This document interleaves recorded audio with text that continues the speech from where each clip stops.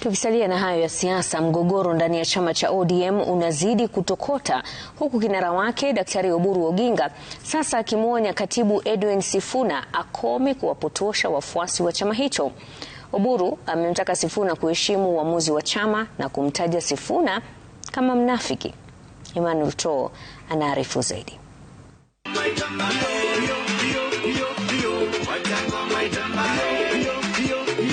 Umekuwa msimu wa mkanyagano ndani ya chama cha chungwa.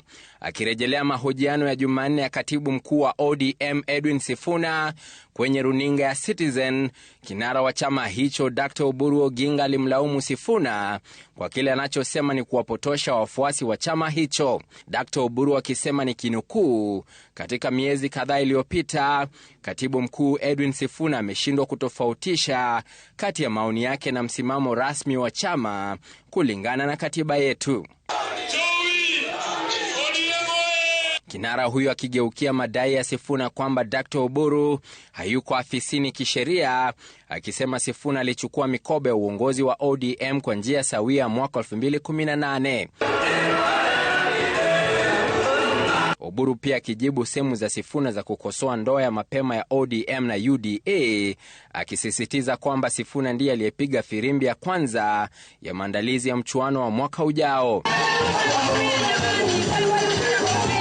Oburu akikamilisha kwa kumkanya Sifuna dhidi ya kuendelea kuchafua chama cha ODM kwa kisingizio cha demokrasia, akisema demokrasia si mchafuko. Kwa majuma kadhaa sasa, viongozi hao wakuu wa ODM wamekuwa wakipigana vijembe, misimamo kinzani kuhusu nani anayefaa kupeperusha bendera ya ODM katika kivumbi cha mwaka ujao, ikizua mgongano wa hivi punde.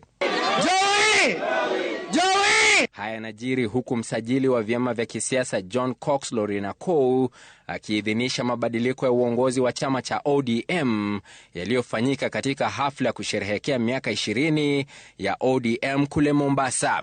Emmanuel Too, runinga ya Citizen, Nairobi.